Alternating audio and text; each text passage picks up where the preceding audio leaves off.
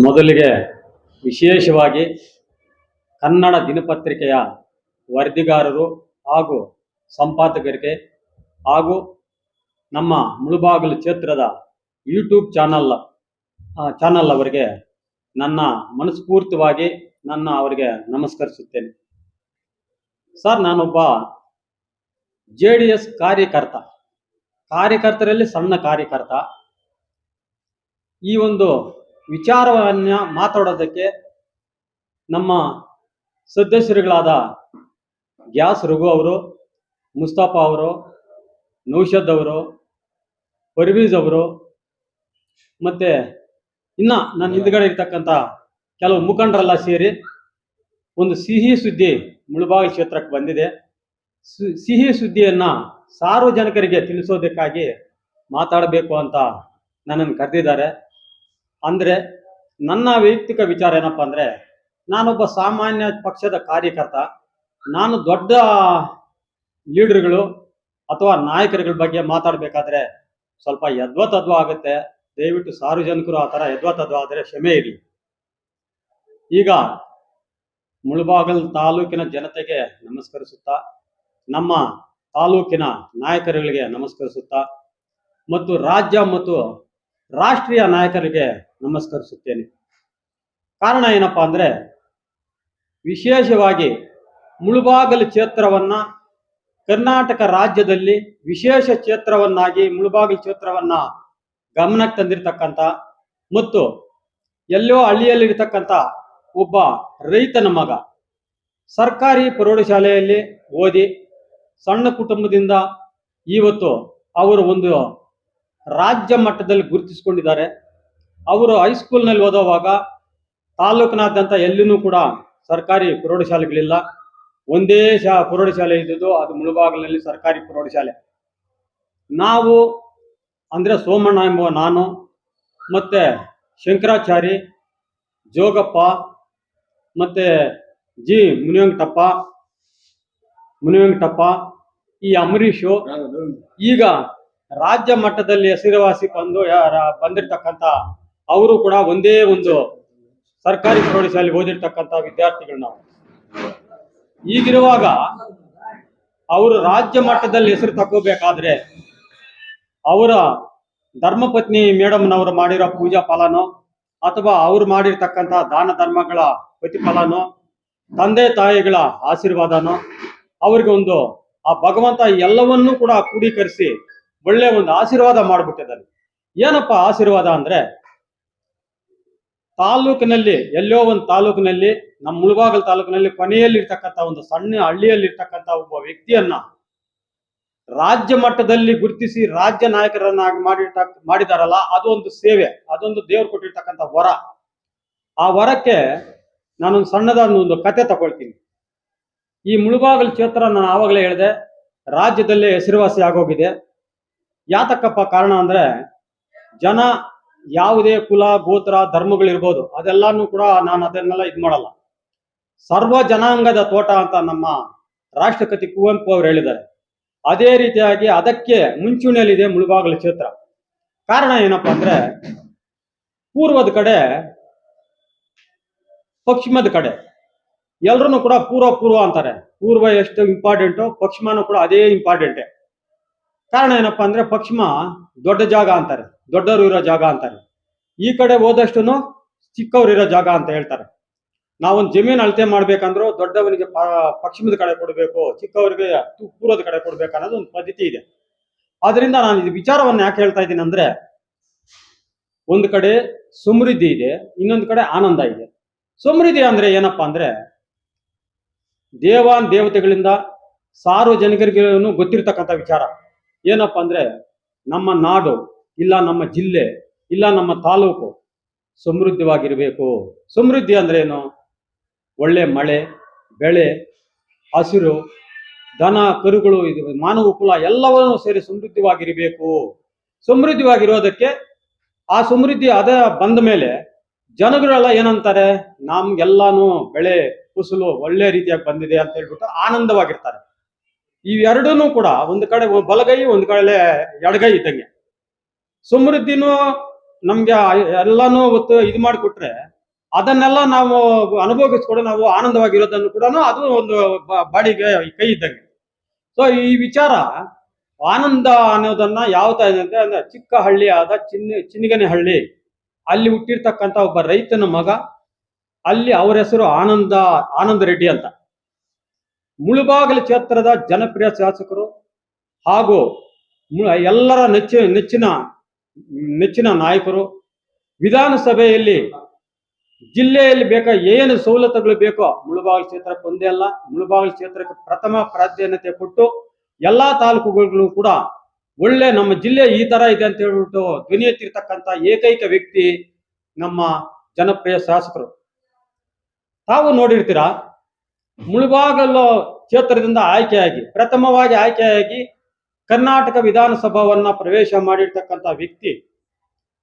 Session ನಡೆದಾಗ ತಾವೆಲ್ರಿಗೂ ನೋಡಿರ್ತೀರ, ಏನಪ್ಪಾ ಅಂದ್ರೆ ಅವರು ಜಿಲ್ಲೆ ಬಗ್ಗೆ, ತಾಲೂಕಿನ ಬಗ್ಗೆ, ಇಲ್ಲಿನ ಕುಂದುಕೊರತೆಗಳ ಬಗ್ಗೆ, ಸಾರ್ವಜನಿಕರ ಅನಾನುಕೂಲಗಳ ಬಗ್ಗೆ ಏನಾಗ್ತಾ ಇದೆ ಅಂತ ಧ್ವನಿ ಎತ್ತಿದ ಮೇಲೆ ಆಗ ಸ್ಪೀಕರ್ ಆಗಿರ್ತಕ್ಕಂಥ ಯುಟಿ ಖಾದರ್ ಅವರು ಮೂಗು ಮೇಲೆ ಕೈ ಇಟ್ಕೊಂಡು ಅವರ ಏನು ಪದಗಳನ್ನು ಬಳಸ್ತಾ ಇದ್ದಾರೆ, ಯಾವ ತರ ಮಾತಾಡ್ತಾ ಇದ್ದಾರೆ ಅಂತ ಹೇಳ್ಬಿಟ್ಟು ಅವ್ರನ್ನೇ ಫಾಲೋ ಮಾಡಿ ಇನ್ನ ಹೆಚ್ಚಿಗೆ ಅವ್ರ ಕಾಲಾವಕಾಶನ ಕೊಟ್ಟಿರೋದು ಕೂಡ ನಾವು ಇತಿಹಾಸದಲ್ಲಿ ನೋಡ್ಬೇಕಾಗುತ್ತೆ, ನಾವು ನೋಡಿದ್ದೀವಿ ಕೂಡ.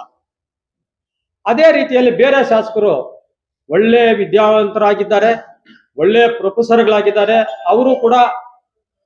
ಅವರು ಕೂಡ ಹೊಸದಾಗಿ ವಿಧಾನಸಭಾ ಪ್ರವೇಶ ಮಾಡಿದ್ದಾರೆ. ಅವರು ಕೂಡ ಅವ್ರ ತಾಲೂಕು ಬಗ್ಗೆ ಪ್ರಸ್ತಾವನೆ ಮಾಡಿ ಅವ್ರ ಕುಂದುಕೊರತೆಗಳು ಹೇಳುವಾಗ ಆಗ ಮಾನ್ಯ ಸ್ಪೀಕರ್ ಅವರು ನೀವು ಕೂತ್ಕೋಪ, ನೀನ್ ಏನ್ ಮಾತಾಡ್ತೇವೆ, ಕೂತ್ಕೋ ಅಂತ ಹೇಳಿರೋದನ್ನು ನಾವು ನೋಡಿದ್ದೀವಿ. ಅಂದ್ರೆ ನಾನು ಅವ್ರನ್ನ ಬೇರೆ ಇದ್ರಲ್ಲಿ ನಾನೇನು ಪ್ರಸ್ತಾವ ಮಾಡ್ತಾ ಇಲ್ಲ.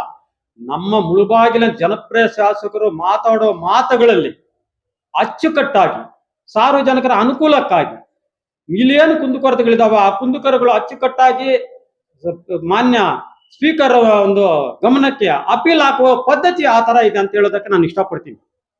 ಸೊ ಇದೆಲ್ಲ ಆದ್ಮೇಲೆ ನಮ್ಮ ಆನಂದ ರೆಡ್ಡಿ ಅವರನ್ನ ಯಾಕೆ ರಾಜ್ಯದ ನಾಯಕರನ್ನಾಗಿ ನಾವು ಹೇಳ್ತಾ ಇದೀವಿ ಅಂದ್ರೆ, ಅವರು ಇಡೀ ಮುಳುಬಾಗಿಲು ಇತಿಹಾಸದಲ್ಲಿ ಯಾವ ಪಕ್ಷದಲ್ಲಾಗಲಿ, ಯಾನೇ ಪಕ್ಷ ಆಗಲಿ, ಯಾರೂ ಕೂಡ ರಾಜ್ಯ ಕಮಿಟಿಯಲ್ಲಿ ಪಕ್ಷದ ರಾಜ್ಯ ಕೋರ್ ಕಮಿಟಿ ಸದಸ್ಯರಾಗಿ ಮಾಡಿರ್ತಕ್ಕಂಥ ಇತಿಹಾಸನೇ ಇಲ್ಲ. ಇಂಥ ಒಂದು ಸಂದರ್ಭದಲ್ಲಿ ನಮ್ಮ ಶಾಸಕರು ಶ್ರಮ ಪಟ್ಟು ನಮ್ಮ ಎಲ್ಲರ ಒಂದು ವಿಶ್ವಾಸ ತಕೊಂಡು, ನಮ್ಮ ಪಕ್ಷದ ನಾಯಕರನ್ನು ವಿಶ್ವಾಸಕ್ಕೆ ತಕೊಂಡು ಇಲ್ಲಿರ್ತಕ್ಕಂಥ ಎಲ್ಲಾ ನಮ್ಮ ಶಾಸಕರಿಗೆ ಬಿಜೆಪಿ, ಕಾಂಗ್ರೆಸ್, CPM, ಅದ್ಯಾವ್ದು ಆಮ್ ಆದ್ಮಿ, JDS ಅಲ್ಲ, ಎಲ್ಲಾ ಪಕ್ಷದ ಮುಖಂಡರನ್ನು ವಿಶ್ವಾಸಕ್ಕೆ ತಗೊಂಡಿದ್ದಾರೆ. ಇವರೆಲ್ಲರ ವಿಶ್ವಾಸದಿಂದ, ಒಮ್ಮತದಿಂದ ನಮ್ಮ ಕ್ಷೇತ್ರಕ್ಕೆ ಕೋರ್ ಕಮಿಟಿ ಸದಸ್ಯರು ಬೇಕು. ಆ ಸದಸ್ಯರಿಗೆ ಆ ಶಕ್ತಿ ಇರುವಂತ ವ್ಯಕ್ತಿ ಯಾರಪ್ಪ ಅಂದ್ರೆ ಅದು ನಮ್ಮ ಸೀಗೇನಹಳ್ಳಿ, ನಮ್ಮ ಕ್ಷೇತ್ರದ ಶಾಸಕ, ನಮ್ಮ ಕ್ಷೇತ್ರದಲ್ಲಿ ಒಂದು ಸಣ್ಣ ಹಳ್ಳಿಯಲ್ಲಿ ಹುಟ್ಟಿರ್ತಕ್ಕಂಥ ಒಬ್ಬ ರೈತನ ಮಗ. ಆತ್ಮಗೆ ಆ ವೇಟ್ ಇದೆ, ಆ ಶಕ್ತಿ ಇದೆ, ಸಾಮರ್ಥ್ಯ ಇದೆ, ಅವ್ರನ್ನ ಕೋರ್ ಕಮಿಟಿಗೆ ಸೇರಿಸ್ಬೇಕಂತ ಹೇಳ್ಬಿಟ್ಟು ರಾಜ್ಯ ನಾಯಕರ ಮನವೊಲಿಸಿ, ಆ ರಾಜ್ಯ ನಾಯಕರಾದ್ಮೇಲೆ ರಾಷ್ಟ್ರೀಯ ನಾಯಕರು ಯಾರಪ್ಪ ಅಂದ್ರೆ ಎಲ್ರಿಗೂ ಗೊತ್ತಿರ್ತದೆ, ಆದ್ರೂ ಒಂದು ಮಾತು ಹೇಳೋಣ. ರಾಷ್ಟ್ರೀಯ ನಾಯಕರು ಯಾರಪ್ಪ ಅಂದ್ರೆ ನಮ್ಮ ಮಣ್ಣಿನ ಮಗ, ನಮ್ಮ ಕರ್ನಾಟಕದ ಇತಿಹಾಸವನ್ನ ಸುವರ್ಣ ಅಕ್ಷರಗಳಲ್ಲಿ ಬರೆದಿರ್ತಕ್ಕಂಥ ಒಬ್ಬ ಮಣ್ಣಿನ ಮಗ, ಸನ್ಮಾನ್ಯ ಶ್ರೀ ದೇವೇಗೌಡರು, ಮಾಜಿ ಪ್ರಧಾನಿಗಳು, ಭಾರತ ಸರ್ಕಾರದಲ್ಲಿ ಅವರನ್ನ ಮನವೊಲಿಸಿ, ನಮ್ಮ ರಾಜ್ಯ ನಾಯಕರಾದ ಕುಮಾರಣ್ಣವರ ಮನವೊಲಿಸಿ, ಮತ್ತು ನಮ್ಮ ಯುವ ನಾಯಕರಾದ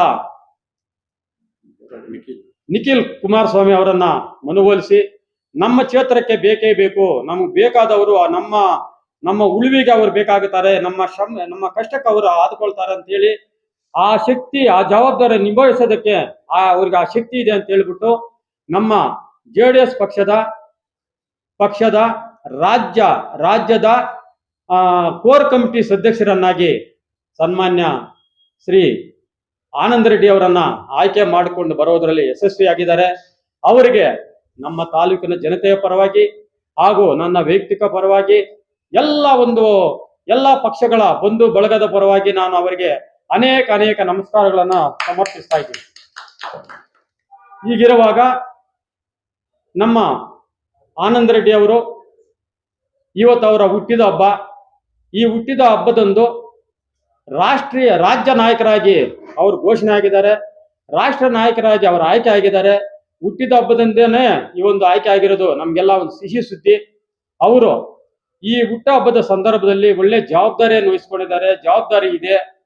ಆ ಜವಾಬ್ದಾರಿ ಏನಪ್ಪಾ ಅಂದ್ರೆ, ರಾಜ್ಯದಲ್ಲಿ ಒಂದು ಮುಳುಬಾಗಲಲ್ಲ, ಒಂದು ಜಿಲ್ಲೆ ಅಲ್ಲ, ರಾಜ್ಯದಲ್ಲಿ ಏನೇ ಒಂದು ಬಿ ಫಾರಂಗಳಾಗಲಿ, ಪಕ್ಷದ ಒಂದು ಜವಾಬ್ದಾರಿಗಳಾಗಲಿ, ಏನೇ ಕುಂದುಕೊರೆಗಳಿದ್ರು ಕೂಡ ಆ ಕೋರ್ ಕಮಿಟಿಯಲ್ಲಿ ಚರ್ಚೆ ಮಾಡಿ ಇಂಥದ್ದು ಮಾಡಬೇಕು, ಇಂಥ ವಿಚಾರಗಳನ್ನ ನಡೆಸಬೇಕು ಅಂತ ಒಂದು ಜವಾಬ್ದಾರಿ ತಗೊಳ್ತಕ್ಕಂತ ಒಂದು ಶಕ್ತಿ ಆನಂದ್ ರೆಡ್ಡಿಗಿದೆ. ಆನಂದ್ ರೆಡ್ಡಿ ಕೊಡ್ಬೇಕಂತ ಕೊಡಿಸಿದ್ದಾರೆ. ಅವ್ರಿಗೆ ಆ ಶಕ್ತಿ ಇದೆ, ಅವ್ರು ಮಾಡ್ತಾರೆ.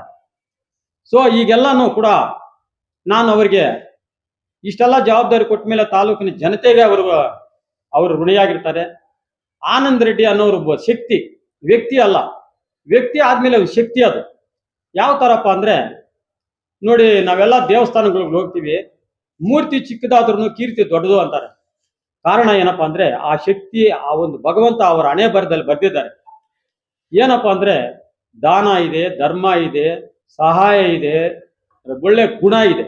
ಈ ಎಲ್ಲಾ ಗುಣಗಳನ್ನು ಇಟ್ಟಿರೋದ್ರಿಂದ ಅವರ ಸಣ್ಣ ಹಳ್ಳಿಯಲ್ಲಿ ಹುಟ್ಟಿ ರಾಜ್ಯ ನಾಯಕರಾಗಿರ್ತಕ್ಕಂಥ ಒಂದು ವರ ಅದು.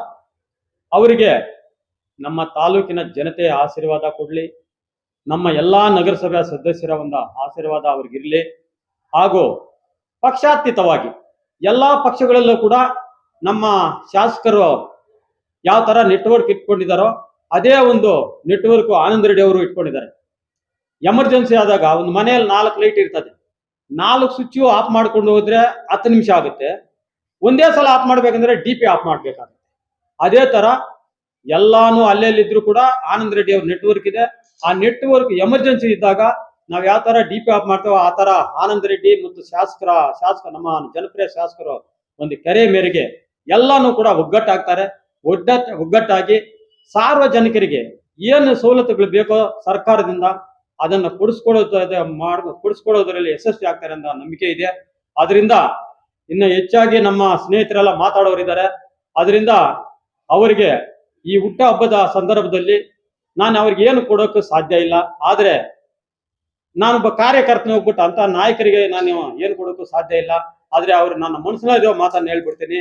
ಆನಂದ್ ರೆಡ್ಡಿ ಅವರೇ, ದೀರ್ಘಾಯುಷ್ಮಾನ್ ಭವ, ಅಷ್ಟು ಹೇಳಬಲ್ಲೆ. ಇಷ್ಟು ಹೇಳ್ತಾ ನನ್ನ ಮಾತುಗಳನ್ನ ಅವಕಾಶ ಮಾಡಿಕೊಟ್ಟ ನನ್ನೆಲ್ಲ ಸ್ನೇಹಿತರಿಗೂ ಕೂಡ ನಮಸ್ಕರಿಸುತ್ತಾ ನಿಮಗೆ ನಮಸ್ಕರಿಸುತ್ತೇನೆ.